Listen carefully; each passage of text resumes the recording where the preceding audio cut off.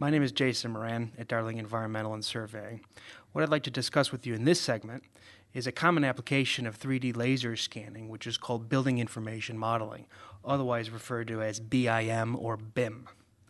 BIM is a process by which you take 3D laser scan data and combine it into a graphical and non-graphical model and create a model from which you can actually measure and chronicle as-built structures. It also encompasses all the building geometry, spatial relationships, and geographic information, as well as quantities and properties of various building components of a structure.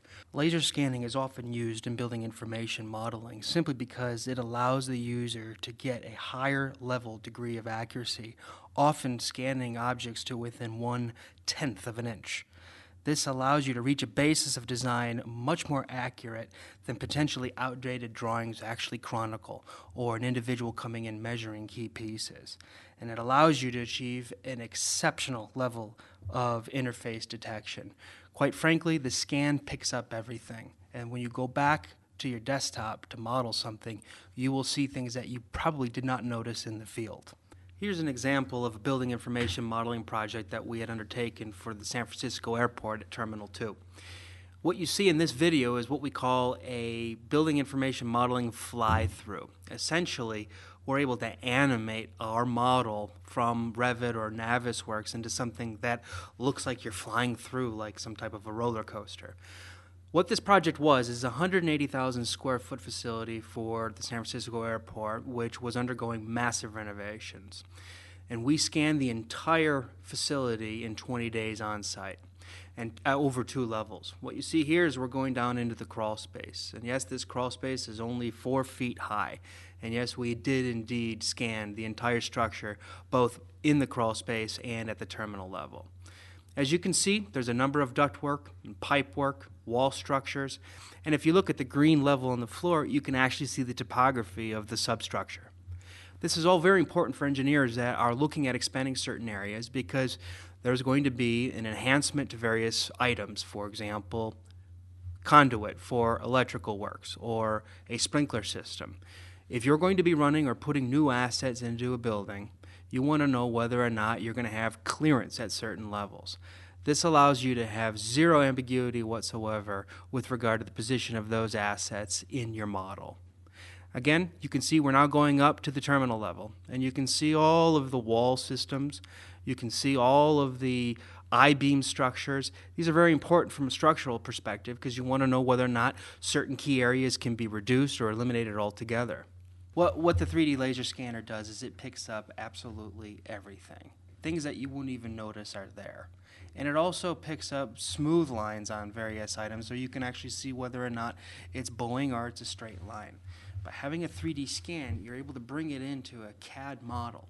And you're able to do things that you couldn't do without being on site. For example, I remember a particular room. I remember what it looks like. I have a photograph, but what's the distance between, say, this doorway and this wall? By having a 3D model of it, you're able to do that remotely and you don't have to go back on site. And also, there are various items that, for example, we've had a couple of clients that when they looked at our building information modeling, they noticed that there was conduit that they didn't even know was there. And if there's a certain corridor that needs to be constructed, they use building information modeling to streamline clash detection, for example, in an existing building.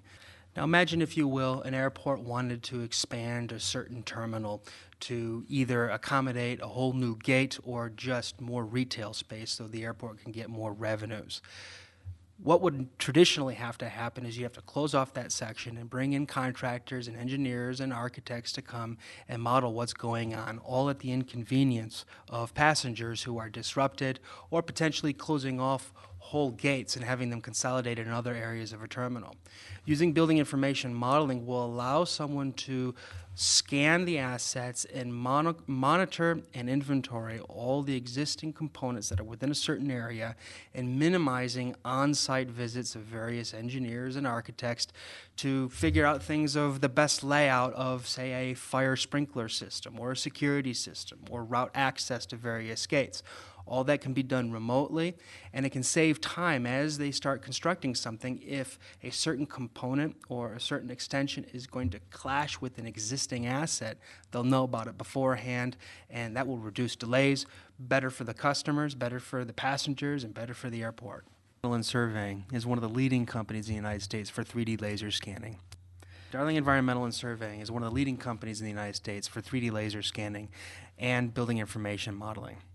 If you have any interest in implementing a BIM program to your existing assets or would like to do so for an existing project that you have coming up, don't hesitate to give us a call.